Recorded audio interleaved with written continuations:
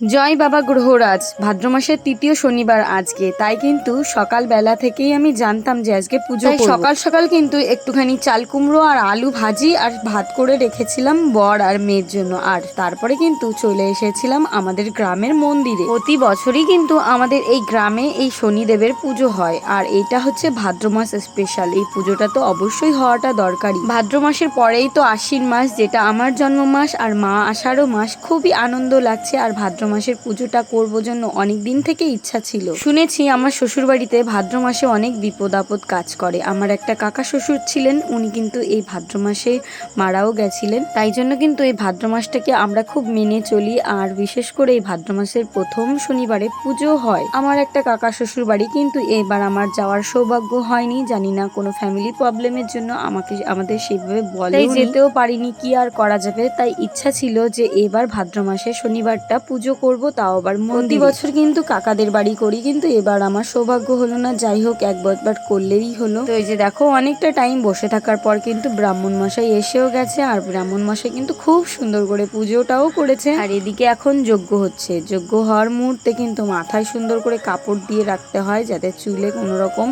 আগুনের ধোয়া তাপ না লাগে। প্রায় অনেক আগেই এসেছিলাম, তারপরে কিন্তু ঘরের ভিতর বসিনি, বাইরেটাই বসেছিলাম। আর এদিকে কিন্তু এইবার পুজোটা অনেক তাড়াতাড়ি করে হয়ে গেছে। প্রতি বছর পুজোটা 3-4টে নাগাদ শুরু হয়, কিন্তু এবছরে 12টার আগেই কিন্তু পুজোটা শুরু হয়ে গেছে। তাই জন্য কিন্তু গ্রামের অর্ধেক মানুষই এখনো এসে পারেনি। ভাদ্র মাসের শনিবার যেহেতু ব্রাহ্মণ মশাইয়ের অনেক তাড়া থাকে অনেক পুজো করার, ফাইনালি কিন্তু দেখো যজ্ঞের ফোঁটাটাও দিয়ে দিল। তারপরে কিন্তু পুজো আমাদের এখন পুরোপুরি কমপ্লিট, কিন্তু কিছু মানুষ অনেকটা লেটে আসায় তাই কিন্তু তাদেরকে পরবর্তী টাইমে আবারও কিন্তু ঠাকুরমশাই অঞ্জলির ব্যবস্থাও করে দিয়েছে। এখন বাবা গ্রহরাজকে সবাই মিলে আরাধনা করছিল, আর সমস্তটা দিয়ে আরতিও করছিল। আজকে কিন্তু বেশ গরমও পড়েছে, কিন্তু এই মাঠের পাশে ভীষণ সুন্দর হাওয়া দেয়, তাই জন্য কিন্তু কোনো সমস্যাই হচ্ছিল না। আমি যেহেতু তোমাদের সঙ্গে একটু একটু করে অনেক রকমের ভিডিও শেয়ার করি, তাই ভাবলাম আমাদের নিত্য লাইফের যে সমস্ত জিনিস ঘটে থাকে তোমাদের সঙ্গে একটু একটু শেয়ার করি। কিন্তু সবাই মিলে দেখো আমরা নমস্কার করে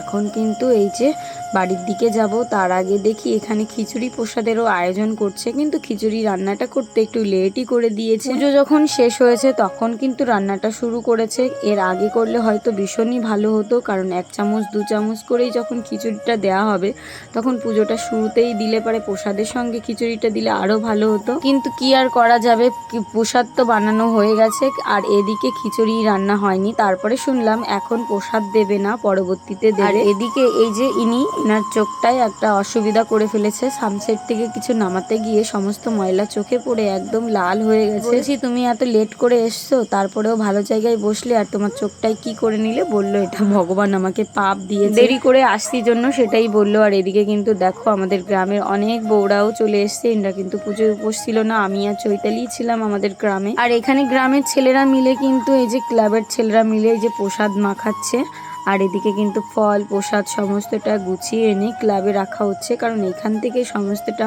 গুছিয়ে নিয়ে সবাইকে প্রসাদ বিতরণ করা হবে। আজকের দিনে কিন্তু আমার এখানে থাকার কথা ছিল না, বাপের বাড়িতে। বলে না, যার যেখানে সময় হয় সে যেখানেই চলে আসে। তো কষ্ট করে তো সবাই প্রসাদ মাখাচ্ছে, আর এদিকে কিন্তু খিচুড়ি প্রসাদ হয়নি। আর প্রসাদ মাখানোর পর বললো একবারে খিচুড়ির সঙ্গেই প্রসাদ দেবে। তারপরে আর কি করব, বাড়িতেই চলে গেলাম। আর এখানে কিন্তু সেই কুকুরটা প্রথম থেকেই এসেছিল, ও যাচ্ছিলই না। তারপরে কিন্তু একদম বিকালবেলা 5টার দিকে চলে গেছিলাম মন্দিরে। একটা শাড়িও চেঞ্জ করেছি, কারণ গরমে ওই শাড়িটা পরে থাকা যাচ্ছিল না। এখানে 3 জনেরটা বলে নিয়ে এসেছি, আমার মেয়ে, আমার বর আর আমি। তো আমার বর বলছে খাবে না, সিন্নি প্রসাদ খেয়েছে, তাই আমি কিন্তু খাচ্ছি।